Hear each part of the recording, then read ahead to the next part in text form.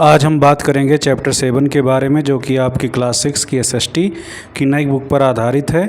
इस चैप्टर का नाम है भारत की सांस्कृतिक जड़ें। इसमें एक कोट दिया गया है जिसको हम पढ़ते हैं।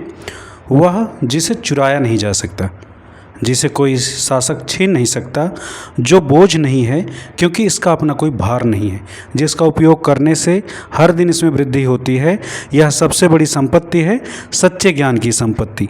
तो ये कोट हमने पढ़ा जो कि एक नीति शतक है, एक सुभाषित है। यहाँ पर आपको चित्र दिखाई दे रहे हैं। इन चित्रों में एक ऋषि हैं जो कि हम्पी कर्नाटक, भगवान बुद्ध को भूटान में स्थित उनकी मूर्ति में दिखाया गया और महावीर स्वामी जी को बिहार में स्थित एक मूर्ति के माध्यम से यहाँ पर चित्र में प्रदर्शित किया गया है। कुछ महत्वपूर्ण प्रश्न जो इस चैप्टर से संबंधित है वो आपके सामने हैं। पहला प्रश्न है, वेद क्या है, इनका संदेश क्या है, यानी कि वेद क्या हैं, कितने प्रकार के हैं, मानवता के लिए, समाज के लिए इनका मैसेज क्या है, वो पहला सवाल है। दूसरा सवाल जो इसमें पूछा गया है, फर्स्ट सेंचुरी यानी कि प्रथम शताब्दी संवत पूर्व में भारत में कौन कौन से नए दर्शन मत उभरे, इनके मूल सिद्धांत क्या थे, यानी कि फर्स्ट सेंचुरी में कौन कौन से नए नए मत उभरे और उनका सिद्धांत क्या था। तीसरा महत्वपूर्ण सवाल जिस चैप्टर से जुड़ा हुआ है, लोक और जनजातीय परंपराओं का भारतीय संस्कृति में क्या योगदान रहा, यानी कि जो क्षेत्रीय स्तर पर जनजातीय परंपराओं के द्वारा, लोक परंपराओं के द्वारा किस प्रकार से भारतीय संस्कृति को समृद्ध किया गया है। इन प्रश्नों के जवाब इस चैप्टर में हमको मिलने वाले हैं। हम चैप्टर को शुरू करें उससे पहले यहाँ पर आपको आध्यात्मिकता के बारे में बताया गया। आध्यात्मिक कौन है या आध्यात्मिकता क्या होती है। आत्मा से संबंधित संस्कृत तथा अनेक भारतीय भाषाओं में आत्मा से संबंधित चीज़ को आध्यात्मिकता कहते हैं। आध्यात्मिकता हमारे वर्तमान व्यक्तित्व से परे एक गहरे या ऊंचे आयाम की खोज से जुड़ा हुआ है। चलिए हम टॉपिक पे आते हैं। भारतीय संस्कृति किसी भी अनुमान के अनुसार अनेक सहस्त्राब्दियों वर्ष पुरानी है, यानी कि भारतीय संस्कृति के अगर समय काल की बात करें तो ये हजारों वर्ष पुरानी है, जिसके अनेक अनेक ग्रंथों में उल्लेख मिलते हैं।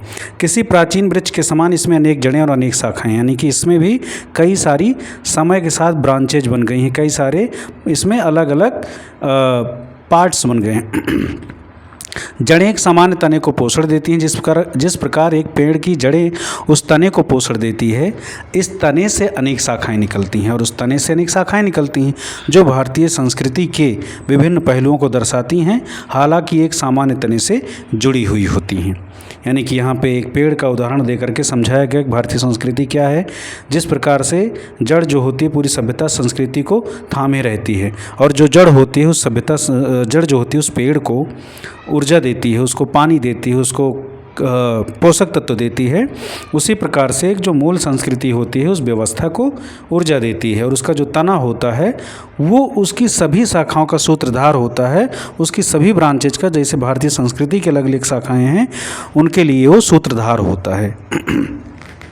इनमें से कुछ शाखाओं की अगर बात करें तो कला, साहित्य, विज्ञान, धर्म, शासन पद्धति, मार्शल आर्ट का मतलब होता है युद्ध कलाएं। क्या आप जानते हैं भारतीय प्राचीनतम मार्शल आर्ट कौन कौन से हैं? एक का मैं उदाहरण दे रहे हैं, कलरईपत्तू भारत के किस राज्य या क्षेत्र का प्राचीन भारतीय मार्शल आर्ट है। इसी प्रकार से विभिन्न मार्शल आर्ट हैं जिनके बारे में आप चाहें तो हमें कमेंट करके बता सकते हैं। कुछ ऐसे दर्शन भी हैं जिनसे हमारा तात्पर्य उन विचारकों के समूह या आध्यात्मिक साधकों से है जो मानव जीवन, विश्व आदि के बारे में समान विचार रखते हैं। अनेक पुरातत्व विज्ञानियों तथा विद्वानों ने बताया है कि भारतीय संस्कृति की कुछ जड़ें, यानी कि इसकी कुछ बातें जो है सिंधु या हड़प्पा सभ्यता या सिंधु सरस्वती सभ्यता की ओर जाती है, यानी कि इसका जुड़ाव जो है सिंधु सरस्वती सभ्यता की ओर जाता है, जिन्हें हम अध्याय 6 में पढ़ चुके हैं। आगे चलकर हम समय बीतने के साथ सैकड़ों प्रकार के जीवन दर्शन के बारे में पढ़ने वाले हैं। हम यहाँ ऐसे प्रारंभिक दर्शनों के बारे में बात करेंगे जिन्होंने भारत को एक विशिष्ट व्यक्तित्व वाले देश के रूप में आकार दिया है। इन्हें तथा इनकी जड़ों को समझकर हम इंडिया अर्थात भारत को भली भांति पढ़ पाएंगे।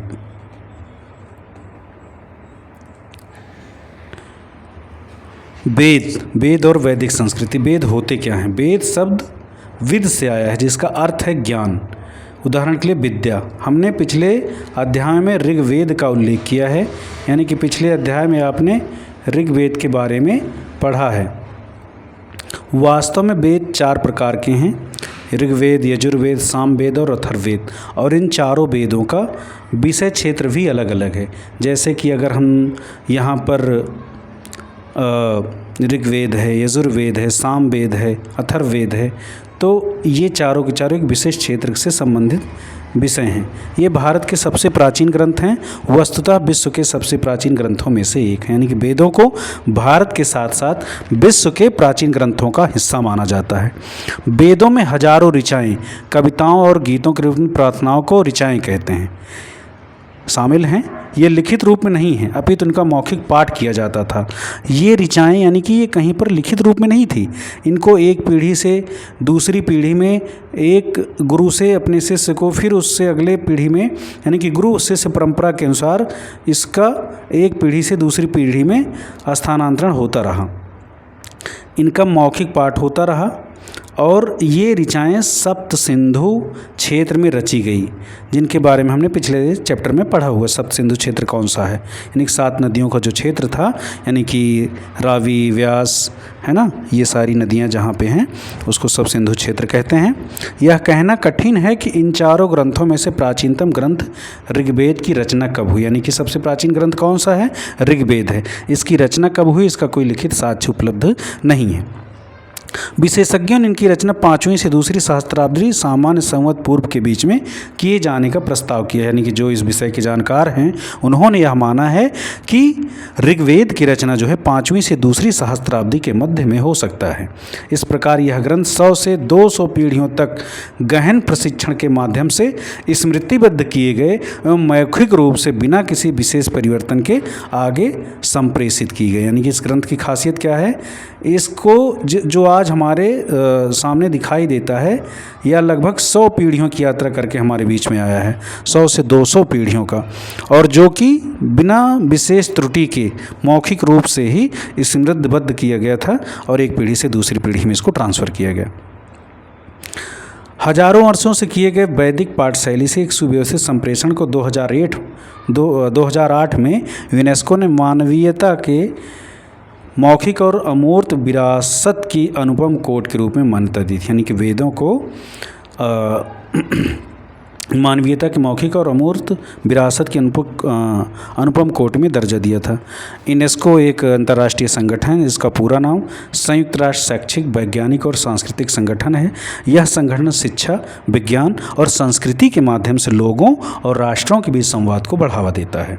तो ये रहा यूनेस्को के बारे में।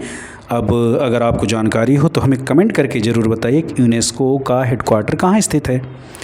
तो चलिए टॉपिक में आगे बढ़ते हैं। वैदिक ऋचाओं की रचना ऋषियों और ऋषिकाओं यानी कि कवि और कवियत्रियों के द्वारा संस्कृत भाषा के प्रारंभिक रूप में की गई थी। यह ऋचाएँ अनेक देवताओं और देवियों जैसे कि इंद्र, अग्नि, वरुण, मित्र, सरस्वती, उषा और अन्य को काव्यात्मक रूप से संबोधित करती है। इन दृष्टाओं के साथ मिलकर के देवों ने मानव जीवन और ब्रह्मांड में ऋत या सत्य और क्रम को बनाए रखा। आद्य ऋषियों और ऋषिकाओं ने देवताओं और देवियों को अलग नहीं बल्कि एक ही माना। आद्य ऋषियों और ऋषिकाओं ने यानी कि आद्य ऋषियों और ऋषिकाओं ने देवताओं और देवियों को अलग नहीं बल्कि एक ही माना था। जैसे कि एक प्रसिद्ध ऋचा में कहा गया है, पढ़ते हैं इसे। एकम सत्य विप्रा बहुधा वदंती, अर्थात परम सत्य एक ही है किंतु मनीषी इसे अनेक नाम से जानते हैं। ब्रह्मांड पता ही क्या है आपको, हम आगे बढ़ते हैं। इस वैश्विक दर्शन में अनेक मान्यताएं विशेष रूप से महत्वपूर्ण थी जो सत्य से आरंभ हुई, जो ईश्वर का दूसरा नाम था। ऋग्वेद के अंतिम मंत्रों में लोगों के बीच एकता का भी आह्वान किया गया। वैश्विक दर्शन क्या है? विश्व का एक निश्चित दर्शन या समझ, इसका उद्भव या इसकी कार्य प्रणाली को वैश्विक दर्शन कहते हैं। यहाँ पर लिखा हुआ है कि साथ मिलकर चलें, साथ मिलकर बोलें, एक हो हमारा मन, हमारे विचार मिलें, एक हो हमारा उद्देश्य, एक हो हमारा हृदय, हमारे विचार एक हों, हम सभी सहमत हों। वैदिक समाज की अगर हम बात करें तो वैदिक समाज के बारे में यहाँ पर लिखा है, प्रारंभिक वैदिक समाज विभिन्न जनों अर्थात लोगों में बटा हुआ था, जिनमें कई सारे लोग शामिल थे।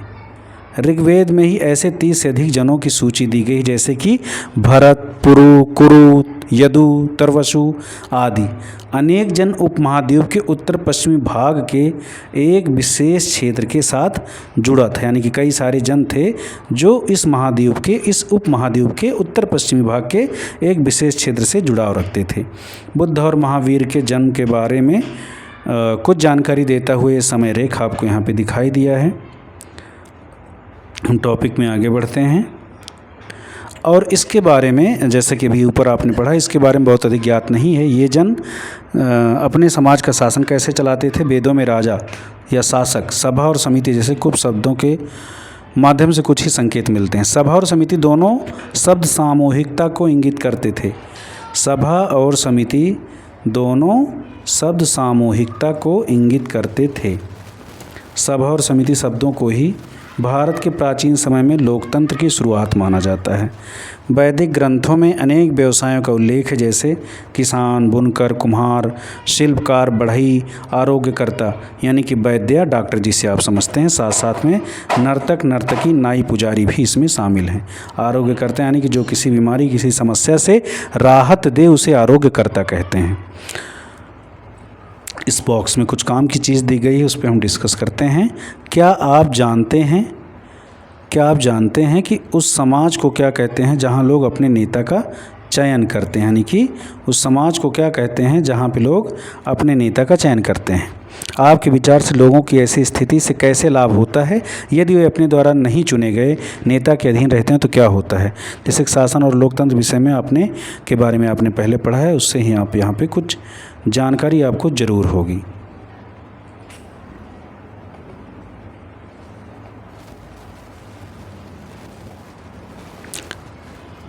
वैदिक दर्शन की बात करते हैं। वैदिक दर्शन, वैदिक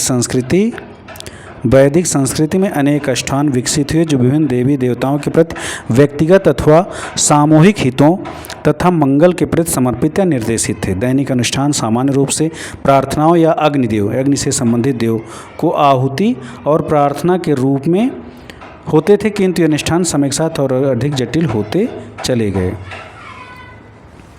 उपनिषद वैदिक संकल्पनाओं के आधार पर रचित हैं तथा इनमें कुछ संकल्पनाएं प्राप्त होती हैं, जैसे कि पुनर्जन्म, बार बार जन्म लेना, कर्म, हमारे कर्म और उसका कर्म फल। उपनिषद जैसे कि पुनर्जन्म की बात अगर करें, एक दर्शन जिसे सामान्यतः वेदांत के नाम से जाना जाता है, के अनुसार सब कुछ, मानव जीवन, प्रकृति और ब्रह्मांड एक दैवी तत्व है जिसे ब्रह्म यानी कि जिसे ब्रह्मा देव से भिन्न अथवा कभी कभी केवल तत्व कहा जाता है। दो प्रसिद्ध मंत्रों में इसे सरलता किंतु गहराई से व्यक्त किया जा सकता है। अहम ब्रह्मास्मि यानी कि मैं ब्रह्म हूँ, अर्थात मैं दिव्य हूँ। तत् त्वम् असि और वह ब्रह्म आप ही हैं, यानी कि जो कुछ भी हो ब्रह्म का पार्ट है, ब्रह्म का हिस्सा है। उपनिषदों में भी आत्मन या स्व की संकल्पना की गई है, यानी कि उपनिषदों में भी आत्मन या स्व की संकल्पना की गई है जो कि प्रत्येक जीव में निवास करता है, परंतु ब्रह्म का ही स्वरूप होता है, यानी कि प्रत्येक जीव में ईश्वर का वास माना गया है। इसके अनुसार इस दुनिया में सब कुछ आपस में जुड़ा हुआ है, परस्पर निर्भर है एक दूसरे से। इसमें एक महत्वपूर्ण प्रार्थना समझाई गई है, और प्रार्थना क्या है? सर्वे भवन्तु सुखिनः, यानी कि सभी जीव सुखी रहें के साथ आरंभ होती हैं। सबके लिए रोग तथा दुख से मुक्ति की कामना करती है, यानी कि आगे क्या है इसमें? सर्वे भवन्तु सुखिनः, सर्वे सन्तु निरामयाः, सर्वे भद्राणि पश्यन्तु मा कश्चित् दुःखभाग् भवेत्, यानी कि सभी सुखी हों, है ना, सभी निरोगी हों, सभी का कल्याण हो और किसी के अंदर लेस मात्र भी कोई कष्ट ना हो। प्रथम सहस्त्राब्दी सामान्य संवत पूर्व के आरंभ में वेदों से कुछ अन्य दर्शनों का विकास हुआ। इनमें से एक था योग, जिसने किसी व्यक्ति की चेतना में ब्रह्म का आत्मबोध प्राप्त करने के उद्देश्य से अनेक विधियां विकसित की थी। इन सभी दर्शनों से मिलकर कुछ आधारभूत विचार बने, जिन्हें हम आज हिंदू दर्शन कहते हैं। यानी कि कई सारे दर्शन मिल करके आज के आधुनिक हिंदू दर्शन के निर्माण में महत्वपूर्ण भूमिका निभाते हैं। हम आगे बौद्ध मत की बात करेंगे। बौद्ध मत क्या है? कुछ अन्य दर्शनों का भी इस समय आविर्भाव हुआ, जिन्होंने वेदों की प्रभुता को नहीं स्वीकार किया और अपनी स्वयं की पद्धति विकसित की। उनमें से एक था बौद्ध मत। जैसा कि आपको पहले भी ज्ञात होगा, बौद्ध मत का सूत्रधारकर्ता भगवान गौतम को माना जाता है। लगभग 2.5 सहस्त्राब्दी पूर्व राजकुमार सिद्धार्थ गौतम ने लुम्बिनी, जो कि वर्तमान के नेपाल में स्थित है, वहाँ पर उनका जन्म हुआ था। उनके जन्म के समय के विषय में विद्वानों में सर्वसम्मति नहीं है, यानी कि सब में सहमति नहीं कि उनका जन्म कब हुआ, कहाँ हुआ, कैसे हुआ। अध्याय 4 में हमने 560 सामान्य संवत पूर्व को उनका अनुमानित जन्म वर्ष माना है। इससे हमारी यह कहानी आगे किसी प्रकार प्रभावित नहीं होगी। कहानी क्या है? इस कथा के अनुसार सिद्धार्थ गौतम राजमहल में एक सुरक्षित वातावरण में पले बढ़े। एक दिन 29 वर्ष की आयु उन्होंने रथ पर बैठकर नगर में घूमने की इच्छा प्रकट की और उस समय उन्होंने अपने जीवन में पहली बार एक वृद्ध, एक रोगी, एक शव को देखा। उन्होंने एक सन्यासी को भी देखा जो प्रसन्न और शांत लग रहा था। इन सब का अनुभव करने के बाद सिद्धार्थ ने अपने राजसी जीवन, अपनी पत्नी और बेटे को त्यागने का विचार किया। एक सन्यासी की तरह पैदल चलते हुए और अन्य सन्यासियों तथा विद्वानों से मिलते हुए उन्होंने मानव जीवन में दुखों के मूल कारण को खोजा। बोधगया, जो कि वर्तमान के बिहार में है, एक पीपल के वृक्ष के नीचे कई दिनों तक ध्यानरत रहते हुए उन्हें ज्ञान की प्राप्ति हुई। उपनिषदों की कई कथाओं से हमें प्रश्न पूछने के महत्व का पता चलता है, फिर चाहे ये प्रश्न किसी महिला, पुरुष या बच्चे ने पूछे हों। कुछ यहाँ पे प्रसंग दिया गया है, उसकी हम चर्चा करते हैं। श्वेत केतु और यथार्थ बोध का बीज, यानी छंदोग उपनिषद में इसका उल्लेख है। ऋषि उद्यालक आरुणि ने अपने पुत्र श्वेत केतु को वेदों के अध्ययन के लिए गुरुकुल भेजा। जब वह 12 वर्ष बाद श्वेत केतु वापस आया तो उसके पिता ने यह अनुभव किया कि वह अपने ज्ञान के कारण बहुत अहंकारी हो गया है। इसलिए उद्यालक ने ब्रह्म के स्वरूप पर उसके ज्ञान का परीक्षण करने के लिए प्रश्न पूछे, जिनका उत्तर श्वेत केतु नहीं दे सका। उद्यालक ने उसे समझाया कि किस प्रकार ब्रह्म अदृश्य रहते हुए भी सर्वव्यापी हैं। कैसे बरगद के फल का बीज खोलने पर रिक्त दिखाई देता है, किंतु इसमें बरगद के वृक्ष का भावी रूप निहित होता है। अथवा जैसे ही एक प्रकार की मिट्टी में अलग अलग प्रकार के बर्तन बनाए जा सकते हैं, उसी प्रकार हमारे चारों ओर जो कुछ भी है एक ही तत्व, यानी कि ब्रह्म से उसका उद्भव हुआ है, उसका जन्म हुआ है। उन्होंने अपनी सीख यह कहकर समाप्त की, सभी में यही सूक्ष्म तत्व व्याप्त है, तुम वही हो श्वेत केतु। तो ये तो श्वेत केतु से जुड़ा हुआ प्रसंग था। आगे नचिकेता और उनकी ज्ञान पिपासा के बारे में कहा गया है। एक बार एक व्यक्ति यज्ञ के समय अपनी समस्त संपत्ति का दान दे रहे थे। उनके पुत्र नचिकेता ने उनसे पूछा कि वह किस देवता को अर्पित करेंगे।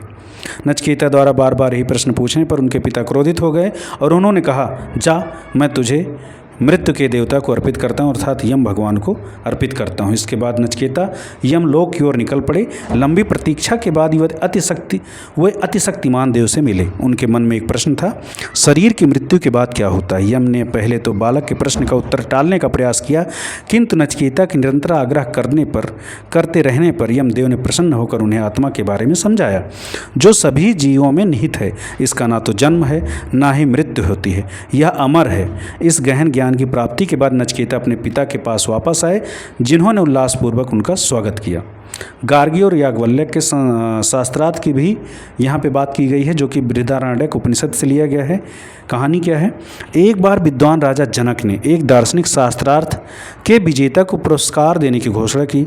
याज्ञवल्क्य नामक सुप्रसिद्ध ऋषि राज दरबार में आए और गार्गी, जो कि एक ऋषिका थी, के प्रश्न पूछने से पहले तक अनेक विद्वानों को पराजित किया था।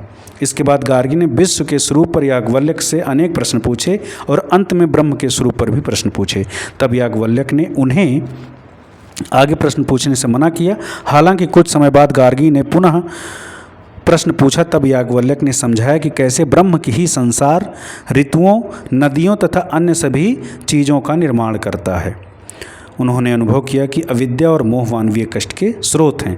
इन दोनों कारणों को दूर करने की विधि संकल्पित की। इसके बाद सिद्धार्थ बुद्ध के नाम से जाने गए, अर्थात जिनको ज्ञान की प्राप्ति हुई ज्ञानी अथवा जागृति व्यक्ति के नाम से जाने गए। बुद्ध ने जो ज्ञान प्राप्त किया उनका उपदेश देना आरंभ किया। उनके उपदेशों में अहिंसा का विचार निहित है, जिसका मूल अर्थ है चोट नहीं पहुंचाना या नुकसान नहीं पहुंचाना। उन्होंने निष्ठापूर्वक आंतरिक अनुशासन पर भी बल दिया। उनकी कही गई निम्न बातों में इसे सरल तरीके से समझा जा सकता है। बुद्ध ने संघ की स्थापना की, जो भिक्षुओं आगे चल के भिक्षुणियों का एक समुदाय बना, जिन्होंने स्वयं को बुद्ध के उपदेशों के पालन और प्रसार के लिए समर्पित कर दिया। भारत और पूरे एशिया पर उनका गहरा प्रभाव पड़ा, जिसे हम आगे पढ़ेंगे। यह प्रभाव आज भी अनुभव किया जा सकता है। जल से व्यक्ति शुद्ध नहीं हो सकता, जबकि कई लोग यहाँ पवित्र नदी में स्नान करते हैं, परंतु वह व्यक्ति शुद्ध है जिसमें सत्य और धर्म निवास करते हैं। युद्ध के मैदान में हजारों व्यक्तियों पर हजारों बार विजय पाने की तुलना में स्वयं पर विजय पाना अधिक बड़ी उपलब्धि है। लगभग 1800 वर्ष पुरानी पत्थर की कृति, जिसमें बुद्ध भगवान को उपदेश देते हुए दिखाया गया। यह चित्र आप देखेंगे तो आपको बहुत कुछ यहाँ से सीखने को मिलेगा। तो इस वीडियो लेक्चर में आज हम इतनी ही बात करेंगे। इस चैप्टर के अगले भाग में हम मिलते हैं। तब तक आप चैप्टर को दोहराइए, रिवाइज करिए, अच्छे से तैयार करिए और आप अपने विचार और सुझाव हमें कमेंट कर सकते हैं। तब तक के लिए पढ़ते रहिए, व्यस्त रहिए, मस्त रहिए। धन्यवाद।